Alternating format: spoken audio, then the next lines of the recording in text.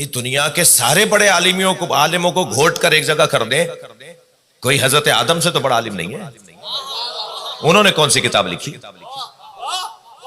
حضرت ابراہیم سے بڑا تو کوئی نبیوں کے زمانے میں کوئی عالم نہیں تھا، انہوں نے کون سی کتاب لکھی؟ بھائی اور آگے بڑھی ہے، سرکار دو جہاں نے کون سی کتاب لکھی؟ سرکار نے تو کبھی قلم ہی ہاتھ میں نہیں لیا۔ بھائی دو چیزوں کو نبی نے ہاتھ نہیں لگایا، ایک تلوار ایک قلم۔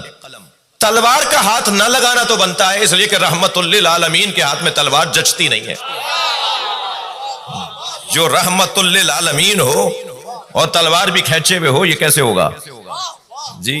قلم سرکار نے ہاتھ میں کیوں نہیں لیا؟ سرکار نے قلم کو ہاتھ میں کیوں نہیں لیا؟ تو دل کر رہا ہے کہ اس منزل بیان پر امام سجاد کی ایک روایت آپ کو ہدیہ کر دوں۔ کسی نے آ کر میرے مولا سجاد سے کہا، مولا لوگ کہتے ہیں کہ نبی کو لکھنا نہیں آتا تھا۔ بھائی واضح رہے، میں نے کہا قلم ہاتھ میں نہیں لیا، یہ نہیں بولا میں نے کہ لکھنا نہیں آتا تھا۔ اس ممبر سے اس زبان میں بات ہی نہیں ہوتی، تھوڑا تھوڑا گردن ہلاتے رہیے، بات جا رہی ہے تو جی۔ یہ اس ممبر کی زبان نہیں ہے، ہمارے ممبر کی اپنی زبان ہے۔ ہم جس گھڑے سے پانی پیتے ہیں اس کا ذائقہ ہی کچھ اور ہے۔ امام سے کسی نے کہا کہ مولا لوگ کہتے ہیں کہ نبی امی تھے۔ حضرت فرمایا امی کا کیا مطلب لیتے ہیں لوگ؟ کیا انہیں لکھنا نہیں آتا تھا؟ جی حضرت فرمایا وائے ہو ایسے لوگوں پر جو ایسا سوچتے ہیں، وائے ہو ایسے لوگوں پر جو ایسا سوچتے ہیں کہ انہیں لکھنا پڑھنا نہیں آتا تھا۔ حضرت فرمایا اب امام سجاد کی تفسیر آیت کی تفسیر سنیے۔ امام فرماتے ہیں کیا تم نے قرآن میں یہ آیت نہیں پڑھی؟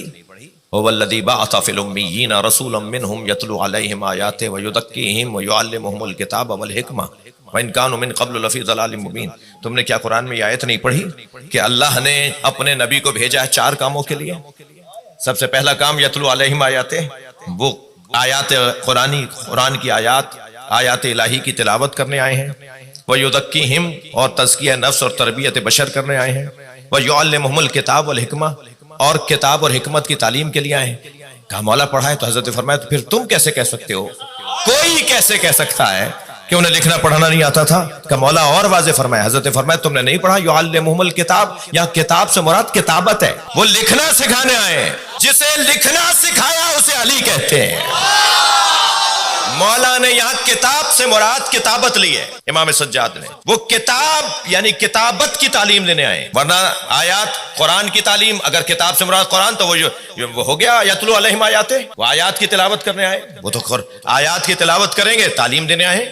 یہ تعلیم کس چیز کی دینے آئے؟ کتابت کی، لکھنا سکھانے، جو خود اللہ کا قلم ہو۔ نون والقلم وما یسطرون، قسم ہے نون قلم کی اور ان سطروں کی جو اس قلم سے لکھی جاتی ہیں۔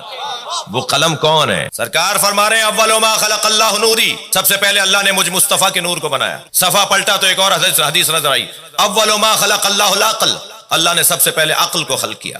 صفحہ پلٹا تو ایک اور حدیث نظر آئی، اول ما خلق اللہ القلم، اللہ نے سب سے پہلے قلم کو خلق کیا۔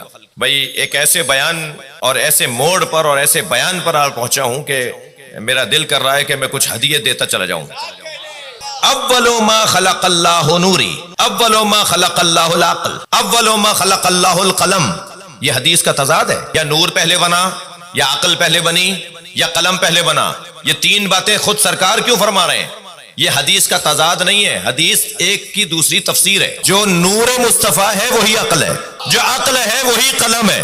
لہذا سب سے پہلے اللہ نے جس قلم کو بنایا اسے محمد کہتے ہیں۔ ایک ایسی حدیث ہدیہ کرنے جا رہا ہوں جو میں نے شاید مجھے یاد نہیں آ رہا کہ میں نے کوئی 10 سالوں میں پڑھی ہو، میں آپ کو ہدیہ کرنے جا رہا ہوں۔ اول من کتب بالقلم، سب سے پہلے جس نے قلم سے لکھا وہ ادریس، وہ حضرت ادریس علیہ السلام ہے۔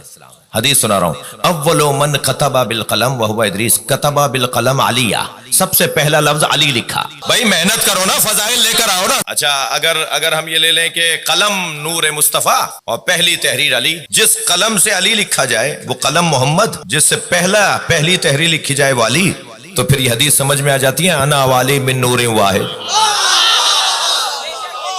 دیکھیں نا حدیثوں سے کیسے جڑ رہی ہیں، کیسے ایک حدیث دوسرے حدیث کو اور کھولتی چلی جاتی ہے، ایک دوسرے کی تفسیر کرتی نظر آتی ہے۔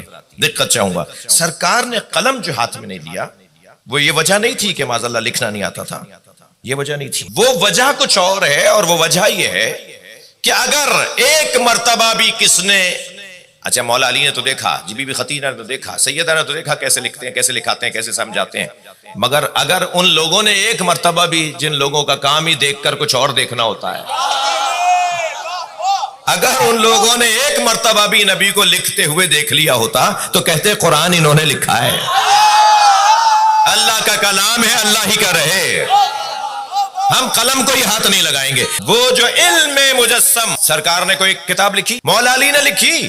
نہیں، نہج البلاغہ مولا علی کی کتاب نہیں ہے، بلکہ نقن صاحب کا جملہ ہے، مجھے جس کا جو محنت ہونا اسی کے نام سے پڑھنی چاہیے۔ نقن صاحب کا بڑا حسین جملہ ہے، فرماتے ہیں نہج البلاغہ علم علی کا نام نہیں ہے، کشکول سید رضی کا نام ہے۔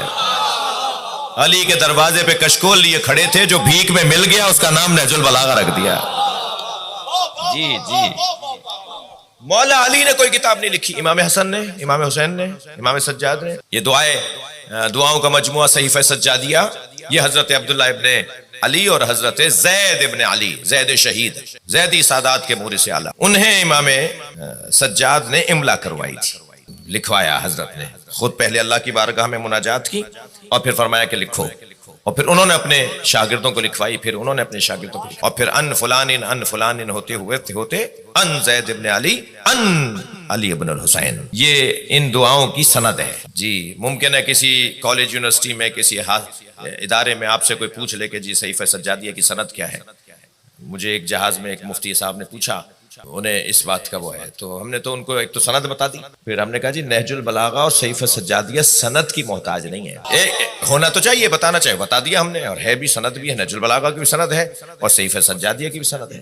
لیکن میں نے کہا جی نہج البلاغہ ہم بتا دیتے ہیں، آپ کی خواہش تھی ہم بتا دیتے ہیں، لیکن نہج البلاغہ اور صحیفہ سجادیہ سند کی محتاج نہیں ہے، اس لیے کہ کلام پکار کے بتاتا ہے کہ علی کا ہے۔ اسلوب کلام، اہل ادب تشریف فرمائے، اہل زبان کے سامنے میں بات کر رہا ہوں، مرزا اسد اللہ غالب کا شعر پکار کے بتائے گا کہ اسد اللہ غالب کا شعر ہے، جوش کا کلام پکار کے بتائے گا کہ جوش کا کلام ہے۔ اب اگر کوئی بھونڈا کلام کوئی بچہ لے آئے اور کہے کہ جوش کا ہے، تھوڑا سا بھی ادب جاننے والا کہے گا یہ جوش کا ہے ہی نہیں۔ آپ کیسے کہہ رہے ہیں کہ جوش کا نہیں ہے؟ مجھے تو کسی نے کہا ہے کہ جوش کا ہے، تو آپ جواب دیں گے اسلوب بتا رہا ہے کہ جوش کا نہیں ہے۔ علی کا کلام نہج البلاغہ پکار کے کہتا ہے کہ علی کا ہے، صحیفہ سجادیہ پکار کے کہتی ہے کہ امام سجاد کی دعائیں۔ کسی میں جرت نہیں ہے ایسا بولنے کی، اور دیکھا دیکھی میں اگر کسی نے بول بھی دیا نا تو نبھانا مشکل ہو جائے گا۔ میں زمین کے رستوں سے زیادہ آسمان کے رستے جانتا ہوں، بول کے دکھائے ایسے کوئی، نبھانا مشکل ہو جائے گا زمین کے رستوں سے زیادہ۔ یہ زمین کے رستے نہیں جانتے تو وہ مولا فرما رہے کہ میں زمین سے زیادہ آسمان کے رستے جانتا ہوں۔ کیوں نہیں لکھا بھائی؟ سرکار نے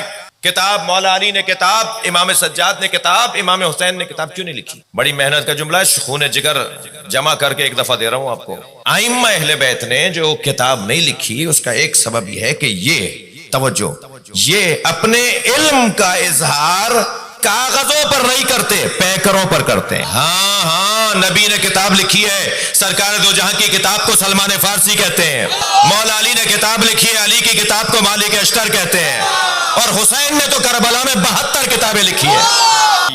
یہ اپنے علم کا اظہار پیکروں، اللہ جب اپنے علم کا اظہار کرتا ہے تو وہ پیکر پر کرتا ہے۔ میں طالب علم ہوں، کوئی مجھے دکھا دے، بتائے، ڈھونڈنے چلا جاؤں گا کہ جب قرآن نازل ہوا تو کچھ صفحہ اترا تھا آسمان سے، کسی تختی پہ لکھ کر آیا تھا قرآن، اور جبریل نے آ کے پیش کیا، رسول اللہ تختی آئی ہے، اس پہ آیت لکھی بھی آئی ہے۔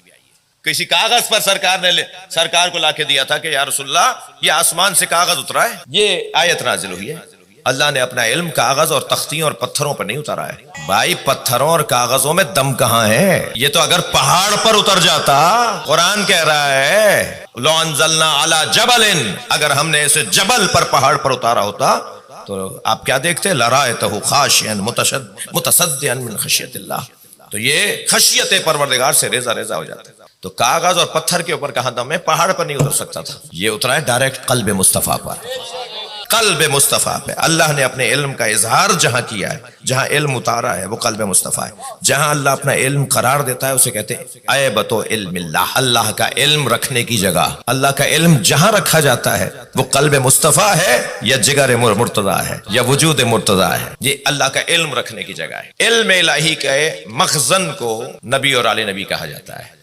وہاں اظہار ہوگا۔ سبحان اللہ، اللہ تیرا کیا شکر اور کیسے شکر اور کیسے سجدہ کیا جائے کہ تو نے جس دروازے پہ ہمیں لا بٹھایا ہے اس سے اچھا دروازہ نہیں ہے۔ دنیا کہاں بیٹھی ہے مجھے اس سے غرض نہیں، مگر ہم جہاں بیٹھے ہیں وہاں سے جنت کا رستہ بنتا ہے، ترقی کی راہیں کھلتی ہیں، کمالات کے رستے بنتے ہیں، اطمینان کی دولت نصیب ہوتی ہے۔ ساری دولت ایک طرف اور اطمینان قلب ایک طرف، اس سے بڑھ کر کوئی دولت نہیں۔